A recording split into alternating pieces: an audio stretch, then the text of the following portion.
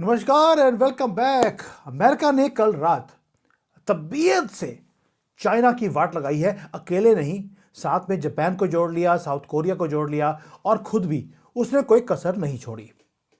पूरा ईरान के अंदर जहां जहां पर चाइना ने इन्वेस्टमेंट्स किया था वो सबको धुआं धुआं कर दिया गया है। और इसके लिए जो B-52 बॉम्बर्स हैं उनको यूज किया गया।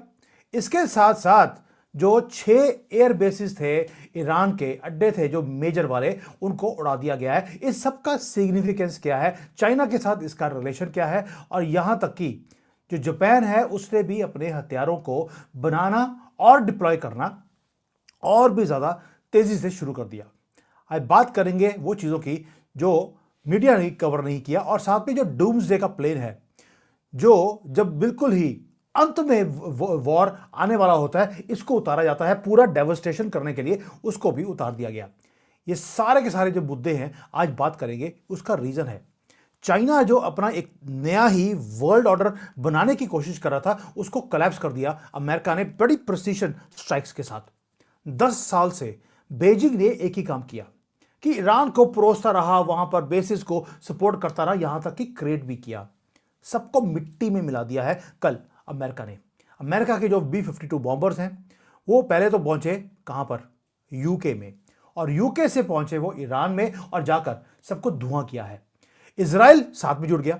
तो इजराइल ने भी जो बेसिस हैं सारे के सारे ईरान के रेजिम के, उसको कल रात को ध्वस्त किया है। यानी कि ऑपरेशन एपिक, जो एपिक रहता है, पूरे फुल स्विंग में आ गया है। आखिरी स्टेज पे वो पहुंच चुका है युद्ध। अमेरिकन प्रेसिडेंट ने अभी भी बोला कि बस कुछ घंटों की बात है, ये युद्ध हम खत्म कर देंगे। दोस्तों, ये ड्रिल नहीं है, ये कंप्लीट डिसमेंटल है। किसका? चाइना का, क्योंकि चाइना ने यहां पर बहुत ज्यादा अपनी इन्वेस्टमेंट्स करे हुए थे। अब ये बात करते हैं कि जो कुछ आज मिडिल ईस्ट में हो रहा है ये एब्सोल्युटली अनप्रेसिडेंटेड है। 6 जो मैं ईरान के ये दिखा रहा हूं आपको, ये मिलिट्री बेसिस हैं, इसको वाइप आउट कर दिया एक ही रात में। 20 बॉम्ब गिरे। किन्होंने? इजराइल ने और अमेरिका ने मिलकर, सिर्फ 20 बॉम्ब, और इतना प्रिसीशन से काम किया है, सब कुछ खत्म कर दिया। वहां पर ईरान के जो अटैक हेलीकॉप्टर से गए, जो गार्ड्स के, जो इनकी आर्मी के एयरक्राफ्ट थे जहां पे ये ट्रांसफर करना था, उनको डिस्ट्रॉयड। रडार सिस्टम्स हैं खत्म, एयर जो एंटी एयर सिस्टम्स हैं न्यूट्रलाइज कर दिया गया है। ये सारा कुछ चाइना ने दिया था। और अमेरिका अब जा रहा है डूम्सडे के प्लेन को लेकर। मैंने आपको पहले बताया था ये वो प्लेन है जो बोइंग का E-6B, ये उस रीजन में पहुंचा दिया गया है। यानी कि अब ये कमांड सेंटर इस प्लेन में होगा, कोऑर्डिनेट करेंगे मैसिव स्ट्राइक्स को ईरान के अंदर। और वहां पर स्ट्राइक ईरान के ऊपर कम और चाइना के ऊपर ज्यादा हो रही है, क्योंकि ये सारी एसेट्स जो डिस्ट्रॉय की जा रही हैं ये चाइना की बनाई हुई थी।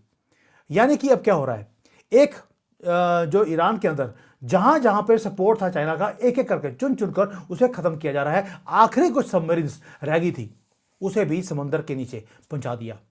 3 मैसिव ईरान की ships with support of China bottom of the sea, कुछ भी छोड़ा नहीं है। और पिछले 10 दिन में एक काम और हुआ है, 50 से ज्यादा कार्गो प्लेन्स वो लैंड किए हैं इजराइल के अंदर। कितना असला भेजा है? 1000 टन के वेपन्स, एमुनिशन, उसको इजराइल भेजा गया। उतने ही प्लेन्स यूएई में, कतर में, ओमान में, इवन की सऊदी अरेबिया में पहुंचाए गए। स्ट्रेटजी बिल्कुल क्लियर है।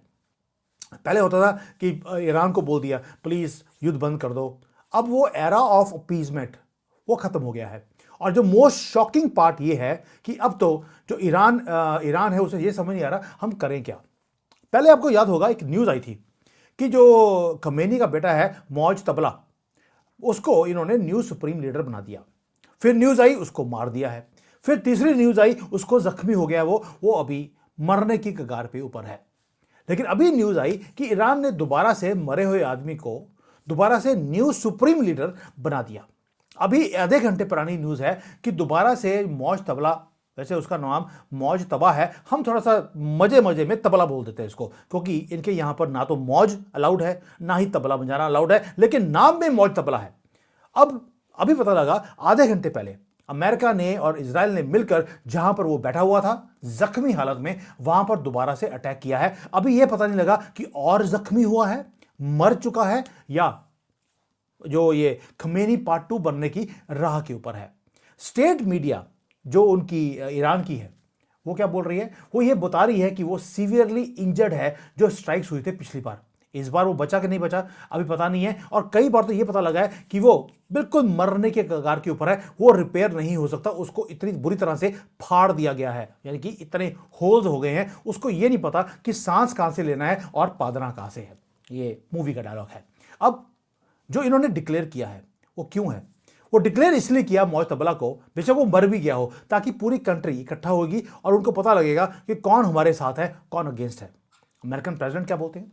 उन्होंने बोल दिया रेड लाइन, खमेनी की फैमिली का एक भी जानवर हम एक्सेप्ट नहीं करेंगे। यानी कि जो न्यू लीडरशिप सो कॉल्ड है वो एक्सेप्टेबल पूरी दुनिया को नहीं है।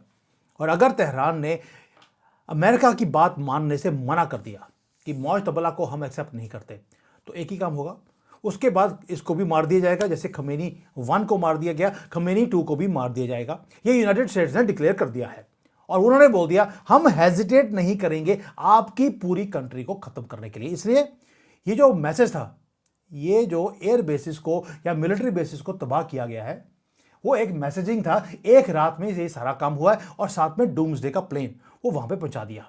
और मैं पहले बताया आपको कि जो असला है उस एरिया में कितना पहुंचाया जा रहा है, वो हजारों टन असला हर रोज पहुंच रहा है पूरे एरिया के अंदर। दोस्तों ये तो हो गया जो काम हुआ है कल रात को। अब साथ में एक मजे की बात और होगी, जो कमांड सेंटर्स हैं उसको एक्टिवेट कर दिया गया है। कमांड सेंटर में एक नया पार्टनर आ गया है जिसका नाम है फ्रांस। फ्रांस ने अब प्रेशर डालना शुरू कर दिया, प्रेसिडेंट के ऊपर नहीं, ईरान के ऊपर।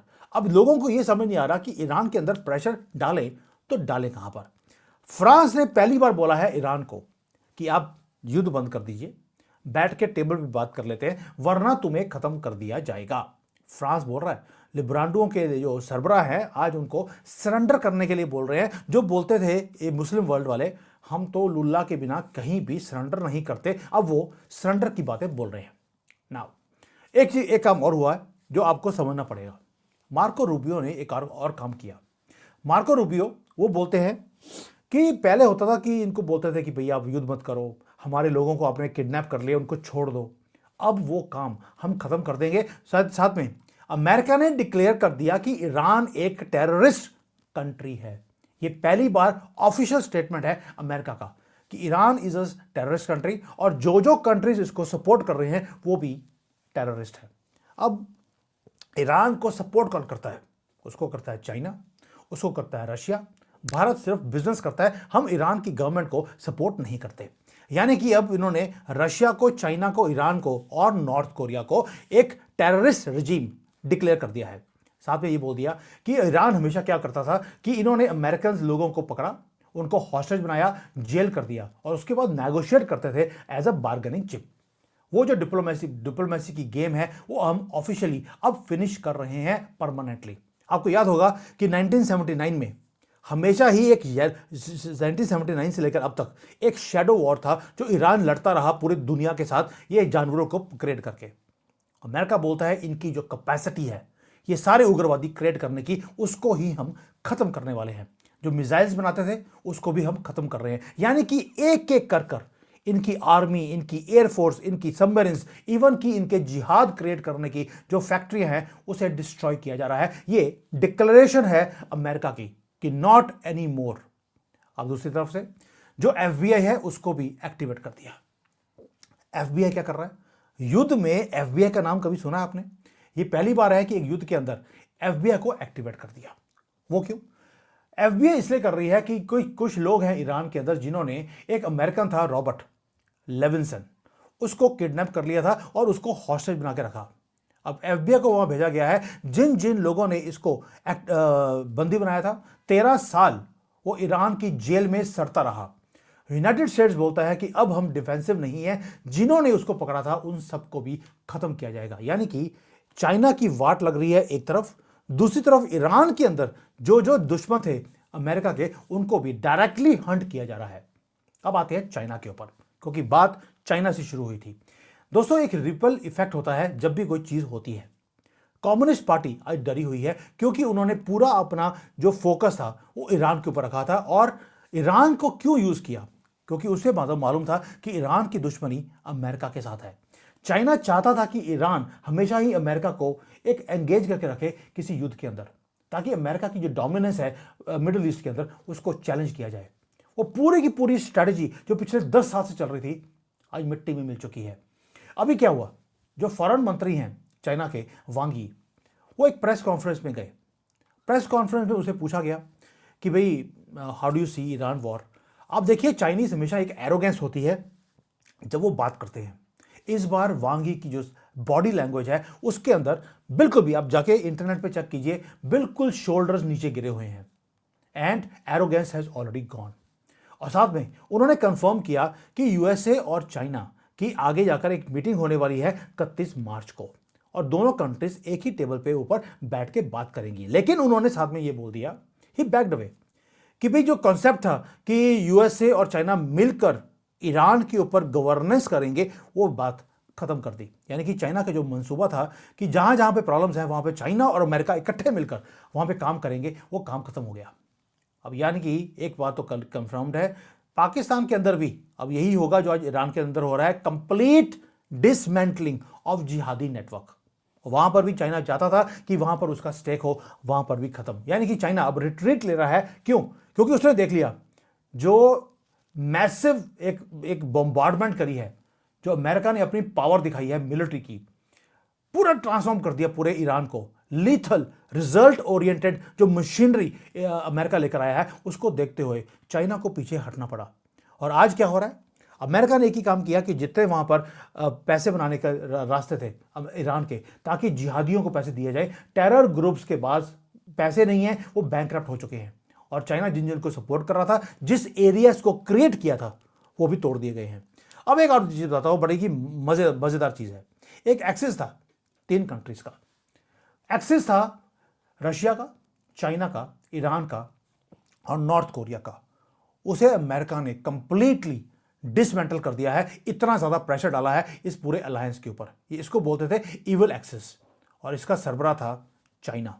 उसे भी डिसमेंटल कर दिया गया है। आपने देखा होगा पूरे युद्ध के अंदर किम जोंग उन, उसकी कोई स्टेटमेंट ही नहीं है, कोई मिसाइल टेस्ट नहीं किया, कोई अमेरिका को धमकी नहीं दी, चुप करके बैठा है, क्योंकि उसे मालूम है अगला टारगेट वो आने वाला है। दोस्तों अब ये तो हो गया जो ईरान में जो वाट लग रही है चाइना की, वो आपने देख ली, और बाकी सारे डिक्टेटर्स को भी चुप करके बैठा दिया। लेकिन एशिया क्वाइट नहीं बैठा। एशिया के अंदर एक और दादा है जिसका नाम है जापान। जापान ने अब हथियारों की जो प्रोडक्शन है उसको तेज कर दिया, और चाइना की तरफ उन्होंने अपनी गन्स को कर दिया है। अब आप बोलेंगे चाइना का जापान से और जापान का ईरान से मतलब क्या है? उसका रीज़न है कि जापान को मालूम है कि जो चाइना है वो कभी भी ताइवान के ऊपर क्लेम को बंद नहीं करेगा, और ये जो डिजास्टर है अगले 1 या 2 साल में आने वाला है। इसलिए टोक्यो ने मास प्रोडक्शन शुरू कर दी है, अपग्रेड करना शुरू कर दिया अपनी एंटी शिप मिसाइल्स को। जो एयर डिफेंस सिस्टम्स है उसको एक्टिवेट कर दिया है। जो रेंज थी 200 किलोमीटर की, उसको इंक्रीज करके 1000 किलोमीटर कर दिया, ताकि जापान से जो चाइना का रास्ता है, शंघाई को अगर डिस्ट्रॉय करना है तो 1000 किलोमीटर की रेंज चाहिए। उन्होंने करना शुरू कर दिया। ये हमारे मीडिया में कवर नहीं होगा चीज़ों को, ये वो चीज़ें हैं जो चाइनीज मीडिया कवर कर रही है, वो चीज़ें बता रहा हूं आपको मैं। ये ओपन उसमें है, कोई मैं सीक्रेट्स नहीं दे रहा हूं आपको। नाउ जब चाइना को ये पता लगेगा कि जापान मेरे नाक के पास बैठा है, वो मिसाइल्स को क्रिएट कर रहा है जो मुझे तंग कर सकते हैं, इसलिए Shanghai is now directly in the cross hair. जहां पर अमेरिका से दुश्मनी है, जापान भी बीच में कूद गया। और चाइना को लगता था कि जापान कभी भी युद्ध के अंदर नहीं आएगा, उन्होंने अपने कॉन्स्टिट्यूशन को ही चेंज कर दिया है। जापान ने ऑलरेडी जो पैट्रियोटिक मिसाइल्स हैं, नॉट पैट्रियोटिक, पैट्रियट मिसाइल्स हैं, जो एंटी डिफेंस सिस्टम्स हैं, इसको भी इन्होंने एक्टिवेट कर दिया है। एक्टिवेट भी कर दिया, और साथ में सरफेस टू एयर मिसाइल्स को उन्होंने right next to Taiwan deploy भी करना शुरू कर दिया है। जापानीज गवर्नमेंट ने लड़ाई शुरू कर दी है चाइना के साथ directly. They are preparing for a lethal war with China. यानी कि अमेरिका एक तरफ है, दूसरी तरफ से चाइना को कर दिया, भारत तो एक्टिवेटेड पहले से है। इसलिए चाइना के अंदर आज नींद नहीं आ रही, इनको डिसमेंटल किया जा रहा है इनकी 10-10 साल 20-20 साल पुरानी जो पॉलिसीज थी। अब आते हैं एक और चीज, एक तो हो गया कि जायंट है जापान, वेकअप हो गया। साथ में एक और चीज हुई है जो कि बड़ी ही खतरनाक है चाइना के लिए। चाइना के कुछ सिंगर्स हैं, शन यून, बहुत ही फेमस है। वो क्या बोल रही है, वो अमेरिका में जाकर वो परफॉर्मेंसेस दे रही है, और देखिए दुनिया सीसीपी से पहले कैसी थी या चाइना सीसीपी से पहले कैसे था, वो वहां पर परफॉर्मेंस दे रही है। चाइना ने इसको बैन किया, लेकिन इसकी टिकटें वहां पर अमेरिका में इतनी ज़्यादा बिक रही हैं कि ये चाइनीज़ गवर्नमेंट के खिलाफ जाकर ये परफॉर्मेंस दे रही है कि सीसीपी से पहले चाइना कितना ब्यूटीफुल था, और इनको अपने लाइफ का भी एक खतरा नहीं रहा। ये वहां जाकर परफॉर्मेंसेस कर रही हैं, और बीजिंग इतना डेस्परेट है, इतना डेस्परेटली ट्राई कर रहा है कि ये परफॉर्मेंसेस ना हो, लेकिन दुनिया देख रही है कि चाइनीज लोग अब चाइनीज गवर्नमेंट के अगेंस्ट जाना शुरू हो गए। ये वर्ल्ड चैंपियन है जो वहां पे जा रही है, और $200 मिलियन उसने पैसे इकट्ठे कर लिए फॉर दोज पीपल जिनके ऊपर अत्याचार किए हैं चाइनीज गवर्नमेंट ने। दोस्तों, अब लोगों ने, जब लोग आपके अगेंस्ट होने शुरू हो जाएं या गवर्नमेंट के अगेंस्ट होने शुरू हो जाएं, जब उनके पास मौत का डर ना रहे, इसका मतलब है उनको पता है कि अब चाइना उनका कुछ नहीं कर सकते। और जो ये अथॉरिटेरियन रेजिम है, वो ह्यूमन लाइफ को या ह्यूमन डिग्निटी को वो स्ट्रिप अवे करने की कोशिश करी, लेकिन जो आर्ट है वो जीत गया आजकल। और जो आर्ट है या परफॉर्मेंसेज हैं, वो अल्टीमेट वेपन की तरह सीसीपी के अगेंस्ट यूज की जा रही हैं। यानी कि ग्लोबल चेस बोर्ड के अंदर वो डिप्लोमेटिकली, मिलिटरीली, वो इवन की ये जो आर्ट परफॉर्मेंसेज हैं, इसके थ्रू एक एक कर वो चीज़ों को चेंज किया जा रहा है। ये सारी चीज़ें हमारे सामने हो रही हैं, और जो ऑफिशियल्स हैं चाइना के, उनके कंधे नीचे गिरे हुए हैं and they are running away, क्योंकि उन्हें मालूम है कि एक भी गलत मूव आज चाइना ने करी, सारी दुनिया मिलकर, जैसे आज ईरान को ख़त्म कर रही है, कल को चाइना को भी ख़त्म कर देगी। दे नो कि ये इनका या तो एक मोमेंट आ गया है चाइना का, जहाँ पर ये डिस्ट्रॉय हो सकते हैं। और दुनिया अब इकट्ठी होनी शुरू हो गई है जब से डोनाल्ड ट्रंप आए हैं। फ्रांस और अमेरिका कब से इकट्ठे हो गए किसी युद्ध के अंदर, वो भी ईरान के ऊपर, आज इकट्ठे हो रहे हैं। स्पेन है, यूके है, इजराइल है, इन सब ने मिलकर आज ईरान की वाट लगानी शुरू कर दी। और ये चीज़ कभी ईरान ने सोची नहीं थी कि यार चाइना और रशिया ये दोनों मेरी सपोर्ट नहीं करेंगे और बाकी वर्ल्ड मेरे अगेंस्ट आ जाएगा। जो फोर्सेस ऑफ फ्रीडम है, they are taking back control. आपको लगेगा यार ये जो डोनाल्ड ट्रंप कर रहे हैं वो गलत है, नॉट एट ऑल। जो डोनाल्ड ट्रंप ने किया वो एक मास्टर स्ट्रोक है, उसमें उसका नुकसान हो रहा है, लेकिन किसी को तो नुकसान उठाना पड़ेगा। हिंदू हमेशा बोलते हैं यार सेफ चलो, देखी जाएगी कल को, महादेव कर लेंगे। और महादेव तब करेंगे जब आप त्रिशूल उठाएंगे। तो इसलिए आज अगर त्रिशूल उठाया है डोनाल्ड ट्रंप ने, मैं बार बार बोलता हूं, आपको एक दिन थैंक यू ट्रंप बोलना पड़ेगा। और ये जो चीज़ें हैं जो हमारे सामने हो रही हैं, एक इवल एक्सिस को तोड़ा जा रहा है, डिसमेंटल किया जा रहा है। और ये चीज़ सिवाय डोनाल्ड ट्रंप के मुझे नहीं लगता कि कोई और कर सकता था। और ये जो एक्सिस है इसे तोड़ा जा रहा है। ये सारी चीज़ें हमारे सामने हो रही हैं, क्यों? क्योंकि चाइना की वाट लगाने के लिए आपको कुछ स्ट्रॉन्ग स्टेप्स लेने पड़ने थे। और वो चीज़ है कि उनकी जितनी एसेट्स हैं उसको आग लगाई जा रही है चाइना के। और चाइना को अपना फ्यूचर ब्लीक दिखना शुरू हो गया, क्योंकि उनके अपने लोग अब चाइनीज़ गवर्नमेंट के अगेंस्ट ओपनली आने शुरू हो गए हैं, डिप्लोमेटिकली, मिलिटरीली एंड हर चीज़ में। अब चाइना की वाट लग रही है। और जो कल रात को हुआ है, आप देखेंगे ये टेम्परेचर अभी और इंक्रीज होगा। डोनाल्ड ट्रंप टेम्परेचर को कम नहीं होने देते। ये हमारी तरह नहीं है 3 दिन हमने ऑपरेशन सिंदूर किया, उसके बाद बोल दिया जी जो हमने करना था कर दिया, हमने आपका नुकसान करना था करके हम वापस आ गए। डोनाल्ड ट्रंप जब तक ईरान को ख़त्म नहीं करता, मौज तबला के सर के ऊपर तबला नहीं बजता, तब तक वापस वो नहीं आएगा। And I am waiting for that moment कि जब वहाँ पर शांति आनी शुरू हो। जिहादी जो भारत के 30 करोड़ हैं, ये ऑलरेडी यतीम हो चुके हैं, मैं इनको परमानेंटली यतीम देखना चाहता हूँ, तभी भारत भारत बनेगा, वरना ये डॉट्स वाला इंडिया रह जाएगा। थैंक यू, जय हिंद, वंदे मातरम।